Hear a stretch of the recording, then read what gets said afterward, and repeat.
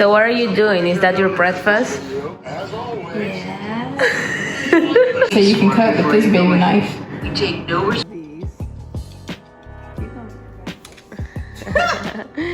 So this is normal, Eva helping you at the kitchen? It's just a good Sunday. Oh, wow. This is actually a really healthy snack, Eva. Dark chocolate and strawberries. But I think y'all want to try this one. Like this is a chocolate. Ooh.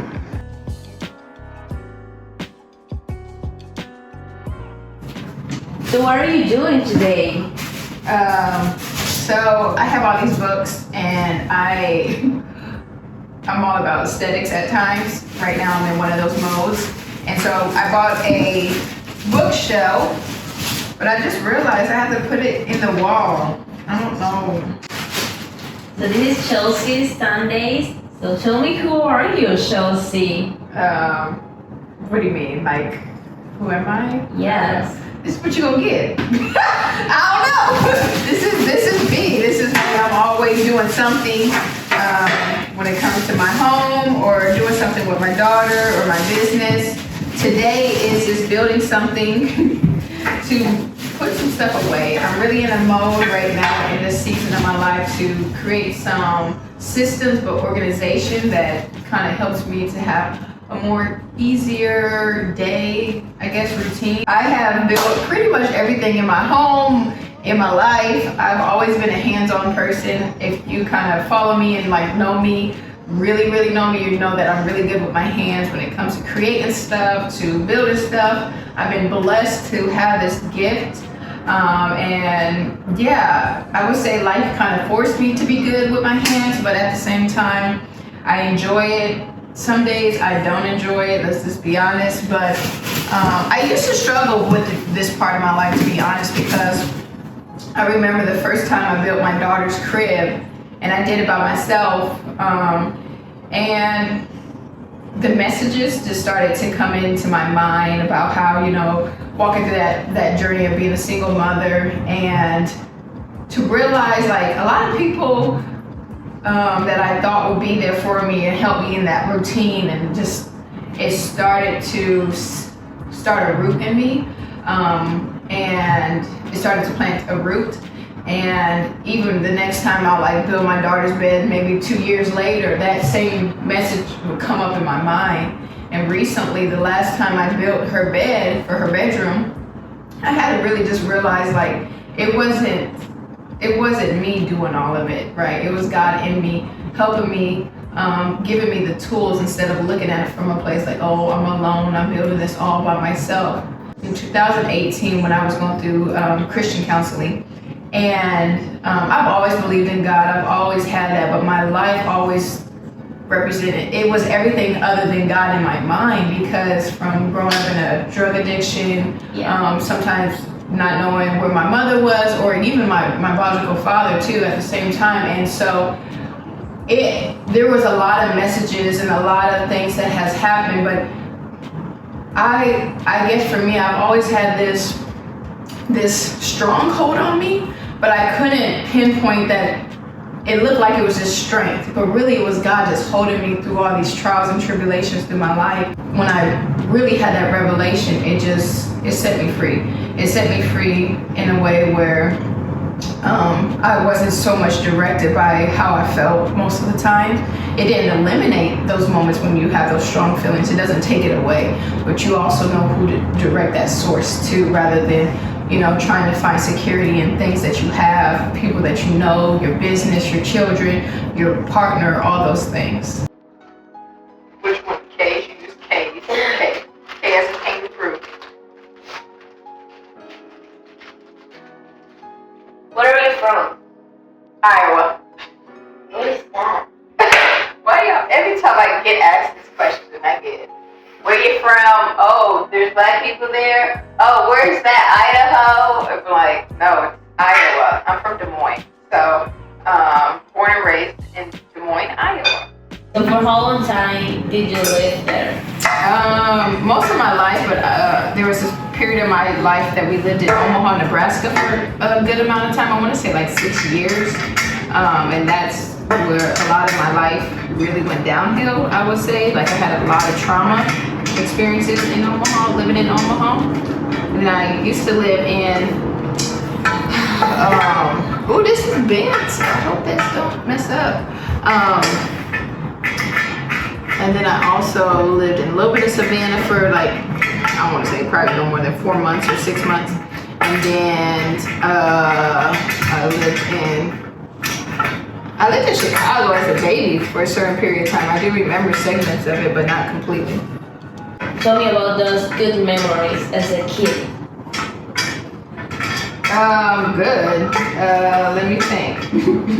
I had a lot of highs and lows in my life. Okay. At a young age. So growing up, I had a lot of things. Like when I was a little girl, I remember having everything. My mom at that time was a stripper, and so she made a lot of money. And so we had everything.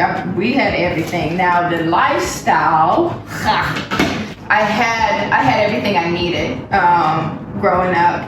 But there was when we had lows, so meaning we didn't have much, but also I know for me, I've always been such a resourceful person, and so I never looked like what I was going through, from either the way I dressed to the way I carry myself. So like my upbringing, I would say was heavy. My mom was always in multiple different relationships. She always had a man. She always had some type of man in her relationships, and that part of me I still didn't like either, because I did not like anybody. But there was one person that my mom started dating when I was like 2 years old, I want to say, and he has to this day that's who I call my dad. That's who has raised me. That's who has always been there for me. And I remember in 2018 when I was going through counseling, there was like this exercise of like, you write down like the most important people. And I realized that he was my stability in the midst of all the things that I will share with you in the future about my upbringing. And so with that, I always had a relationship with him, even when my mom was with other men. And I remember they were together, him and my mom were together for a good amount of time, I want to say, till I was like maybe 5 or 6. So when my mom got really bad on drugs when I was around, I want to say it really got bad when we moved in Omaha, when she started to be married to this one man. I just remember there was one night where I woke up and she was smoking crack in front of me. And I remember seeing the aluminum foil and her telling me to turn over, and I just started crying because like I knew what she was doing, and I finally was able, because I was always that curious kid. Your girl was always paying attention in adults' conversations. And so when that happened to me, like the smell of crack never left me. And so I could walk around through the streets and still smell crack. And it just set a different tone in my life. And I remember the room, how you wake up at night and the TV's on? Yeah. Like I remember that. I remember that moment. I remember the room and the house. But at that time in the season of my mom's life, she was really hitting rock bottom. I still had that, like I said, that's when you asked me about like my first encounter, like it was just God has always had this protection over me. Yes, that's but true. I just didn't know how to word it. So I've always experienced it, because I remember always in the midst of all these difficult moments in my life, I always still had like that love, but I also was very like real. So I don't know how to explain that, but going through that with my mom, there was more encounters that like really changed my life when it came to that. But Omaha was not a good part of my life. Anytime I think of Omaha, it just changed the trajectory of my whole life. As I got older, I realized there were so many factors in my life that abandonment was real for me, because I never had security. And it changed me. It really changed me. But again, the people that hurt me, I always still extended some type of grace for them. So like I never told anybody. To this day, I probably told some people, but it's still something where it's just like I know that it doesn't carry me, but it's just it happened to me. My mom's always been honest with me. She's always been real with me. And even in the midst of her going through rehab, we went through rehab like 3-4 times with this woman. I remember living in efficiency with her. I remember when she lost everything. And so I've always been that person who, because my brothers, they were just out on the streets doing their own thing. So I was always the one with her. I was always the one by myself. But I don't discredit, my brothers probably went through a lot more because she had them very young. The man that I call my dad, he helped raise me, especially when my mom was still kind of out there in a very bad place. And that's where I think for me, I realized at an early age that it doesn't have to be biological family to be a biological, like, it doesn't have to be blood related for you to really love someone and take care of someone. And I always wonder, like, why did he do that? But I don't really have, I really just look at it from a place that God sent him to create some stability in my life. And living with him wasn't perfect. We had roaches. He had his own things that he went through, but he worked a lot. And so I still had to raise myself at the same time in the midst of that. But he did create some stability in my life, especially when it came to, like, I still had clothes. I still had everything I wanted. I had more than enough, to be honest.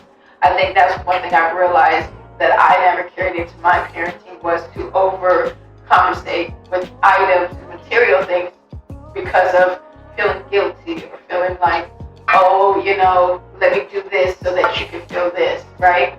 So I try to find a balance. My kid does have everything she needs and more, but I always try to be mindful. Why am I buying this?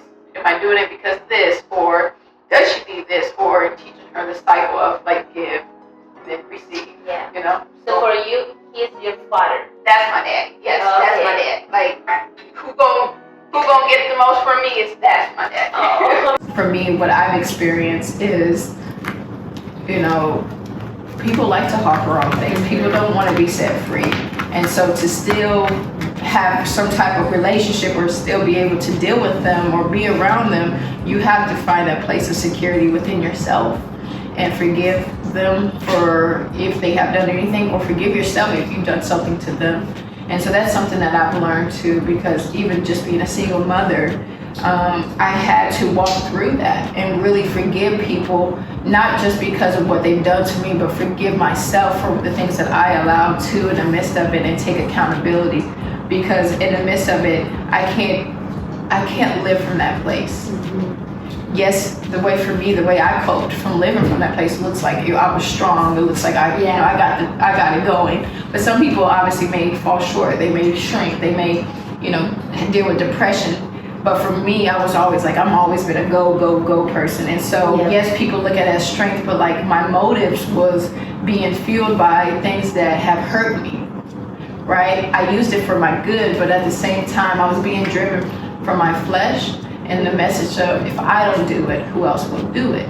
Because all my life, I've only experienced that. If Chelcie doesn't do it, no one else is going to have my back. No one else is going to help me. I was the first person to go to college in my family. I was the first person to get my master's. I was the first person to join a sorority. I was the first person to apply myself. I was the first person to get a nice home, I was the first. But in the midst of that first, that's lonely. It's very lonely. It's lonely because it's like the trauma of trying is so heavy, because you just always feel like, okay, all right, like, what's, like, does anyone see me? Am I always the only one? And so one thing I've learned in the midst of that it's not me. I'm not alone in that. It's him who strengthens me, and if I allow him to, because we can say all those things, but if we don't really truly allow him to do it and walk on faith, not saying I've been perfect in my journey, but to walk through that with him and to be set free is this. And I remember when I finally experienced peace, I thought something was wrong. That's awesome. When we have that. Yes. And I thought something was wrong with me, because I was like, I don't know how to explain it, but I'm just like, I don't care. I'm not worried. I'm not. And I'm like, what is wrong with me? But one day I was just journaling, because I journal a lot now, and one day I was reading my word too, and it was like peace, and I was like, oh, that this is what I'm experiencing. I'm experiencing peace. So meaning like my circumstances haven't changed, but I don't have to be in bondage because of my circumstances haven't changed. So I say it all the time. I remember one time I was talking to my mom, and my mom's a very powerful woman in the midst of all the things we went through. She said to me, she said, I was explaining to her how I was so frustrated, especially about being a single mother, and how like no one takes accountability and all that stuff. And she was like, well, Chelcie, like some things in your life may never change, right? But if you allow God to change you, that will set you free. And I remember when I said to her, I was like, why you ain't tell me this like a long time ago? Because it set me free so fast. Because for me, I'm thinking like, God, fix this, solve this. And he's like, sometimes in life, these circumstances may never change. So like even in the book of Philippians, when Paul is in prison and how, you know, he's in jail and all those type of things, and he probably won't get out of prison anytime soon, but he had peace. He reminded the people to lean and trust in God with all your heart. And so long story short, just being a single mother and raising my child by myself, I don't have to completely be angry. I don't have to like try to solve everything. I don't have to be the father. I don't have to live from that place. My circumstances may never change, but I don't have to live from that place. And so being set free from that really showed me that if I continue to build my relationship with God and, you know, really walk through those things that are keeping me in bondage, I can experience that freedom, but my circumstances may never change.